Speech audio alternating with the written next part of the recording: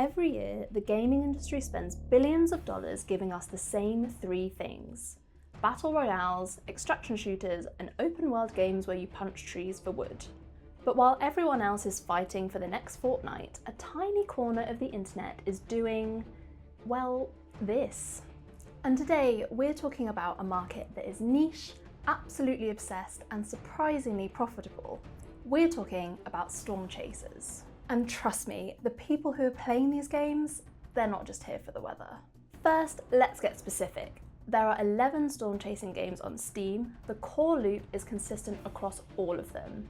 Hunt down storms, intercept them for data, including photos of the storm, upgrade your vehicle and equipment, repeat. Basically, you scan the radar, drive to where the tornado will form, and hope you survive.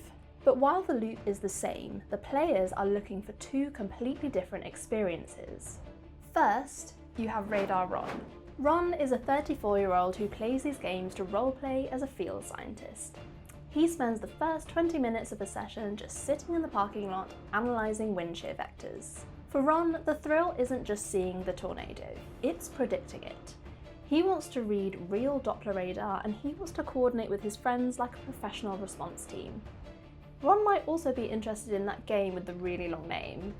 If the game helps him understand meteorology, he's happy. If the physics are fake, he loses interest immediately. Ron wants an ultra-realistic simulation where he can get into a flow state, analysing weather data, and escape into a fantasy world where they're an expert in the science of storms. Then you have Twister Tyler.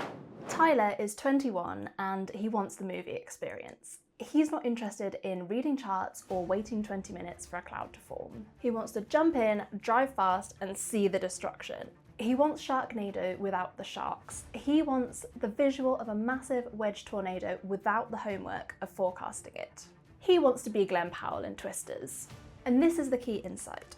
These aren't just hardcore versus casual players. They are playing two different genres that just happen to share the same subject matter. The Rons are playing a science simulator and the Tylers are playing an action survival game. And the biggest mistake that developers are making in this space is trying to make a game that satisfies both the Rons and the Tylers. So is this niche a goldmine? On our map of Steam, the storm chasing segment has a saturation score of 2.8, which in technical terms means literally no one is making these games. It's not really a surprise when you take into account the complex atmospheric physics that go into creating the visual of a tornado forming. The team behind OUTBRK had to create completely new technology and techniques to simulate real-world weather data from historic events in 3 dimensions. They found out the hard way that game engines aren't ideally suited for accurate weather physics simulation. They're designed for entertainment, not scientific accuracy. Yet the leaders in this genre are pulling in nearly $4 million with teams of only 1 or 2 people. That is wildly efficient. But if we turn our eyes to games that are coming soon, it's clearly not free money. If technical difficulties aren't already a big enough mountain to climb, getting the right players to play test your game makes the summit seem even further away. But it can be done. The developer of Tornado Emergency looked at the market and said, "We're building this for Radar Ron." They have a dedicated website and their solid idea of who they're making this for is really paying off. They have 1,585 members on their Discord group and almost 3,000 subscribers on their YouTube. The game features all the elements that Ron would love: a simulated laptop with live radar data and the ability to deploy probes into the path of tornadoes to gather scientific data. It's a clear game design that has earned the developer, Tommy Johnston, around 13,700 wishlists on Steam. The game isn't trying to be everything to everyone. Johnston has picked a tribe and focused on what's fun for them specifically. But what about Twister Tyler? OUTBRK and Storm Chasers have many elements that Tyler would love, but there's still a fair amount of data analysis to do before you can drive into a storm, which means that these games are still more suited to Ron. When I was looking for upcoming storm chasing games that are a bit more adrenaline fueled, where Twister Tylers can get to be a version of Glenn Powell in Twisters, there aren't really any. There are plenty of realistic storm chasing simulators, but Steam is lacking a fast-paced, chaotic storm chasing game where you're dodging debris. If you're making one of these or you know of one, I'd love to know about it in the comments. This leads us nicely onto the opportunities for Storm games on Steam. There is a distinct request from players for a game where you don't even drive. Seriously. There are people who want a career mode where you play the meteorologist back in the lab. If you predict the tornado location correctly, you get funding.